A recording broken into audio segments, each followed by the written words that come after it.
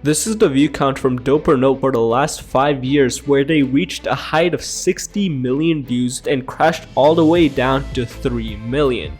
Not to mention not having posted in the last 6 months. But they are not alone, there are thousands of such channels, so I will cover 3 different cases and explain why each channel failed. But let's start with Dope or Nope. Quickly, Dope or Nope is a YouTube channel that started back in 2017 by a guy named Matthias. Matthias and his team would get their hands on all kinds of things like gadgets, toys, and other interesting items.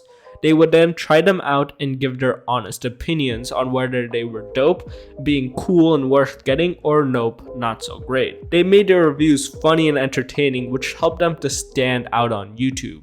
By 2018, Dope or Nope had gained a significant following and had become a popular channel on the platform. The channel continued to grow and evolve, attracting more viewers and expanding their content over time. This was one of the few channels I watched when I was growing up, but sadly this fame did not last. Around 3 to 4 years ago, Dope or Nope took a big step. While it was only Matthias doing the videos, he decided it was time for a change. Now, not only including the headshot, but the whole room with him laughing with his friends. The setup wasn't all that changed though. His personality also shifted. One of the defining features was his loud but hilarious personality. He would take every chance he could to embarrass himself without much humility. Shake it up! Shake it up! That will remove more fizz! Though this was different, the audience also grew older and the change was a net positive for the channel. In between 2018 and 2019, the channel seemed unstoppable, posting 3 videos a week and getting millions of views in the first few days.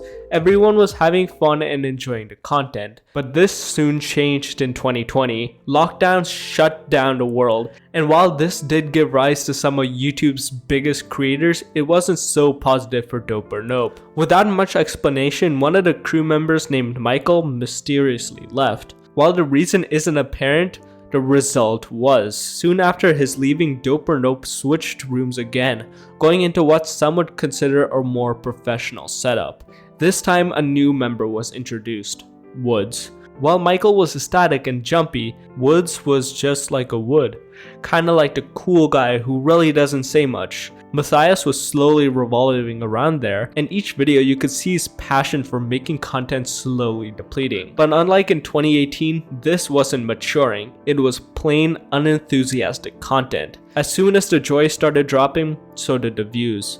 While the loyal audience was still willing to watch them for the sake of supporting Matthias, the algorithm had different ideas.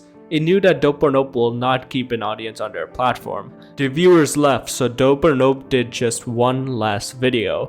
While now deleted, a re-upload of it explains why the whole crew was vastly unprepared to handle such a company, and why many of them could not work with Matthias. Joke. But at the end of the day, I had simply hired incorrectly.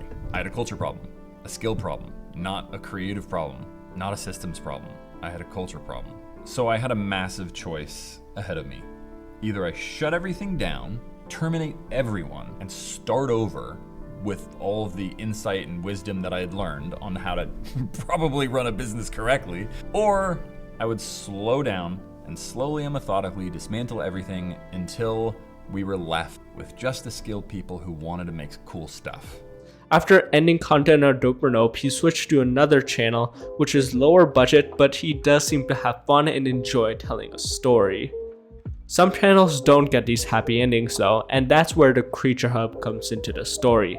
The Creature Hub was a popular channel that emerged in 2011. It was founded by a group of friends including notable YouTubers. The channel primarily focused on gaming content and entertainment. The group's chemistry and comedic banter became a signature aspect of the Creature Hub. They not only played games, but also produced sketches, vlogs, and other creative content. They collaborated with each other and with other popular YouTubers, further expanding their reach and entertaining their fans.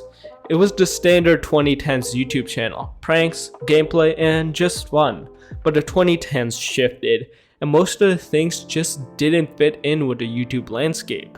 This was around a time when retention and high effort content started to show up, so their content never really stuck around. Delving into their most popular videos, it becomes apparent that the prank genre played a pivotal role in their rise to popularity. This initial success propelled them to new heights, capturing the attention of a wide audience. However, as time went on, pranks began to lose their appeal and evolved into cringeworthy spectacles, leading the channel to falter and finding a new series that could replicate their previous success. Despite their attempts to explore skits and vlogs, the Creature Hub failed to regain its footing. As new viewers lacked the same level of interest and connection, even longtime fans began to lose interest, causing a decline that accumulated roughly 6 years ago. The ever-evolving dynamics of YouTube combined with the channel's inability to adapt and provide fresh and engaging content eventually led to the disintegration and demise of the Creature Hub. While some channels fall out of touch with newer viewers, some can't seem to understand their own existing audience. Now I know I specified one YouTuber, but the same thing happened to these brothers, the Sharers. While the brothers eventually split apart before Carter Share and Steven Share produced their individual ventures, they collaborated extensively on their shared YouTube content. Together they created a wide range of adventure and entertainment videos that captivated their audience. Their content primarily revolved around thrilling challenges, outdoor exploration, DIY projects, and exciting stunts. They would embark on various experiences showcasing their creativity and enthusiasm for adventure. Whether it was building epic water slides, constructing elaborate forts, or going on treasure hunts, their videos offered a sense of excitement and entertainment. Carter and Steven often incorporated cutting-edge technology and innovative ideas into their content. They would use drones to capture stunning aerial shots, experimenting with different gadgets and showcasing unique vehicles like hoverboards and electric skateboards. Additionally, the Share brothers frequently collaborated with other popular YouTubers and featured them in their videos, creating a sense of community and collaboration within the YouTube space. Eventually, Carter wanted to go his separate way though and make his own content. While this would usually have resulted in a decline in views, it was quite the opposite and both their channels started booming. As both of them reached close to 10 million subscribers, everything was perfect. But that's when it came tumbling down.